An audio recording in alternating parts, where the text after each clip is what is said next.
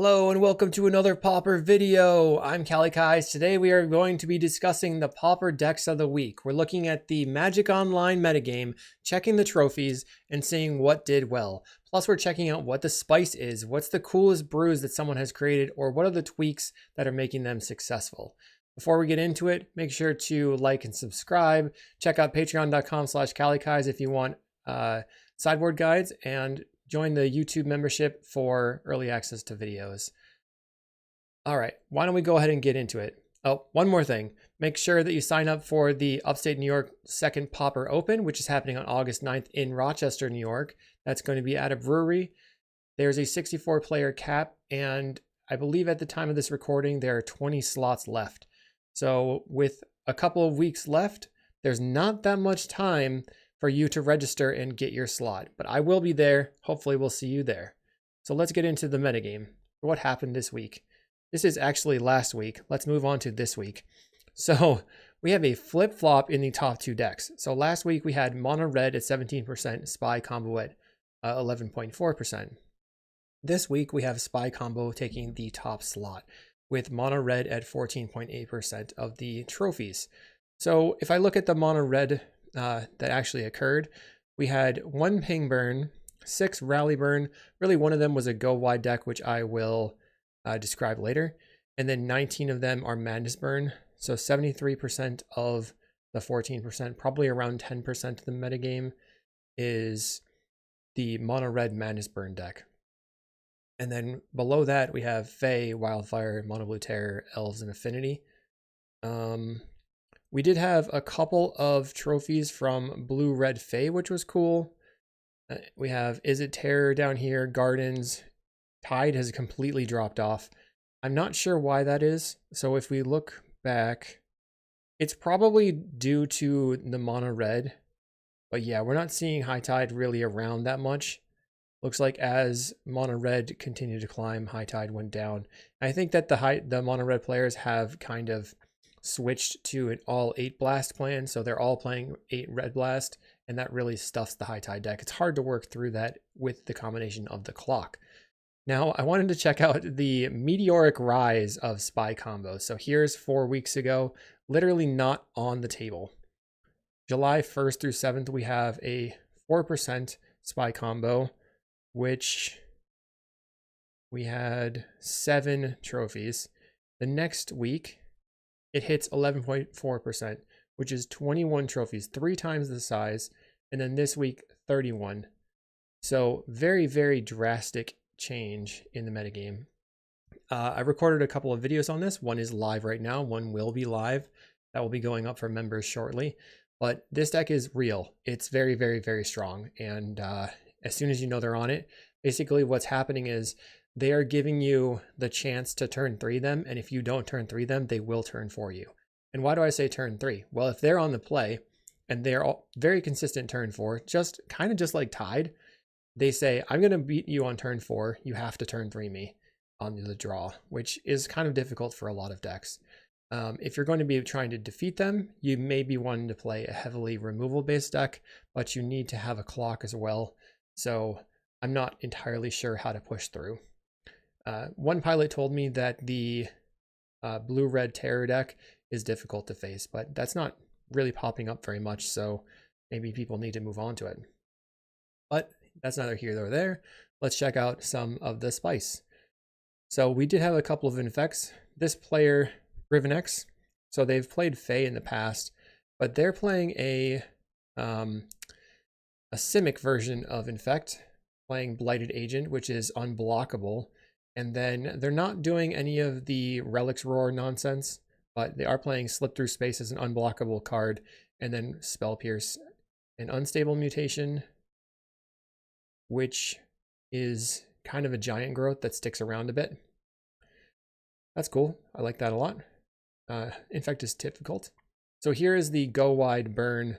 Damuga Mercia piloted it. But I believe this was originally created by Cosmic Charles, or he was the one that was playing this that I saw. It's an all 1-drop deck, playing Inventor's Axe. So this is a 1 mana, give your creature +2/+0, and it sticks around. And it gives you 2 energy counters, which you can use to equip it later. And It's just like a Sly deck, basically. The next deck I want to show was another burn deck from Adepto Terra. So here, this deck is playing basically 4 of everything. No Voldaren Epicures, and instead playing 2 Chain Lightnings in the main deck. And they've chosen not to play any number of Faithless Looting. Instead, they're playing 12 of the 2-drops, Grab the Prize, Highway Robbery, and Sazakap's Brew, which says, as an additional cost to cast a spell, discard a card, target player draws 2 cards, and then if you gift them a fish, target creature you control gets +2/+0 until end of turn. Now this card is in this deck for a very specific reason, and that is Spy Combo. If they go for it and they deck themselves, then you just point this at them and give them the Fish of Death, which is hilarious. I saw Cosmic Charles in a video talking about the Fish of Death. I think that's absolutely hilarious, and every time I kill someone with this, I scream Fish of Death, which is super fun. They're playing 8 Red Blast in the sideboard, 4 Tormod's Crypt, really wanting to beat Spy apparently, and then 3 Apostles' Blessing. I don't know what the reasoning was for the Apostles' Blessings. I think that maybe this makes sense in a mirror. I don't know. So it's just interesting. Let's move on.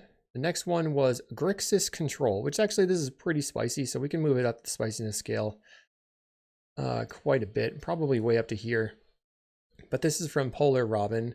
I don't see any teachings here. It's just Grixis stuff. It's like blue-red Scred, but playing black for Thorn of the Black Rose. They have an Extract to Confession and some Snuff Outs as well. Basically blue-red Scred though.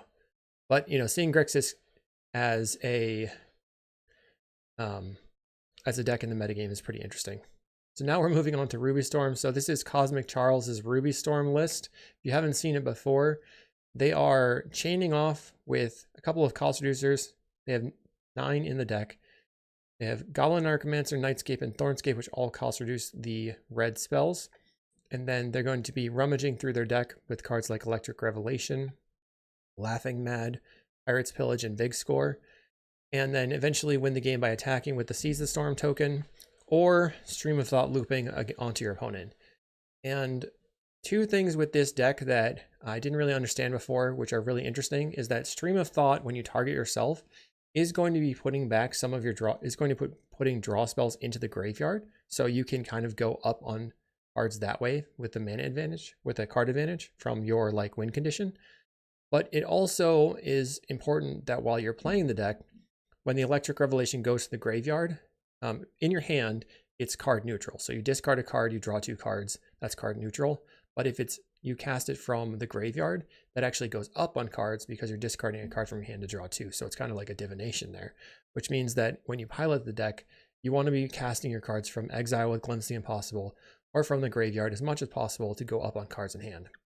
And I'd been previously playing a card called Demand Answers, which I don't have to play anymore now that I've understood this tech. It makes more sense. And the reason that this works now is that Laughing Mad gives you 8 functional copies of Electric Revelation. So I ended up taking this same idea to my own Ruby Storm deck, which relies on playing Gutter Snipe and Feldon's Cane to loop. But it's possible that that should just incorporate the Stream of Thought loop instead, which is pretty sweet. I've recorded a video of this that will be out later as well. It's already queued up and I just have to finish the processing. So here, I know Spy has been everywhere. People may not have seen this entirely, but the way this deck works, you're going to be playing your walls like Overgrown Battlement and then Wall of Roots and really get a quick mana advantage, and then cast Balustrade Spy with 3 creatures in play, decking yourself and flashing back Dread Return, targeting your Lotleth Giant, which deals, here's 37. So if all the creatures are in the graveyard, that's 37 or 36 with the single giant. But you could Dread Return 2 times if you have 6 creatures in play, or 5 after you.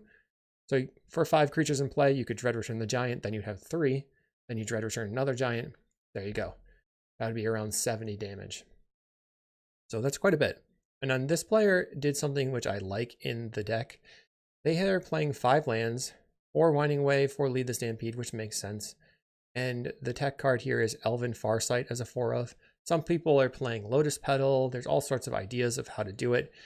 even Dimir Houseguard to try to search out the spy, but this seems to be a way to make things pretty consistent, and it can set up cards. So another interesting thing that happened to me was I was trying to hold up my Fish of Death, but my opponent was super smart and they knew that this was going to occur. So they put one of their lands on the bottom of the deck, scried at bottom with Elven Farsight and with Lead the Stampedes. So they were able to maintain a deck that had like 6 cards left in it, making my Fish of Death not work. And then they still were able to flip almost the entire deck over and Dread Return the Giant to kill me. So be aware that this deck has a very large amount of skill involved, and you might not just overrun people. So also, this player beat me in the league, and I don't know if it was their 5-0 specifically, but against Burn, they have 1 Healer of the Glade, 2 V2 Ghazi Inspectors, and 4 Nylea's Disciple. Now, Nylea's Disciple is kind of mediocre, but as soon as you start getting over the hump, this thing is gaining tons of life. And the Mono Red Madness is a very good combo-y burn deck, but it can't specifically get through like 50 life, especially once you're threatening with attacks and stuff. All right, moving on, we have a Pili-Pala Combo. Let's go by Colors 11. So this is pretty high on the spiciness scale. We've played this before on the channel. The way that they have this worked out is that it's basically the Jund Wildfire deck, playing Cleansing Wildfire, Writhing Chrysalis, Karkline Shaman, only 3 Duresses, and no way to give their creature haste, which means that you're just going to hopefully combo off, but maybe not.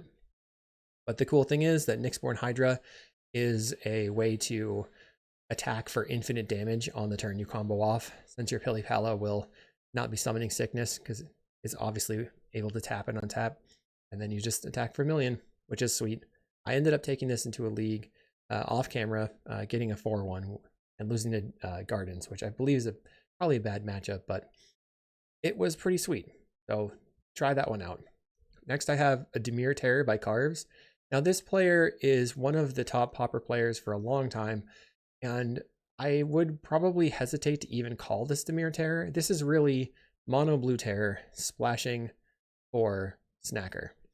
So they have in the main deck, the only other black card is Suffocating Fumes. And then in the sideboard, they have 1 more Suffocating Fumes.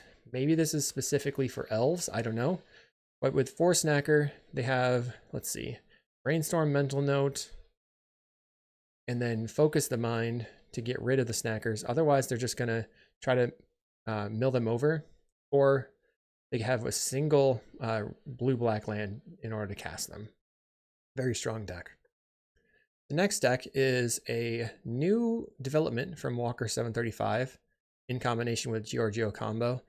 This is a take on Cesta's Gruul Ramp featuring enchantments and going a little bit harder on the enchantments. So it's mono green plus Ethereal Armor essentially. And then the sideboard they have Spirit Link, Standard Bearer, and Armadillo Cloak.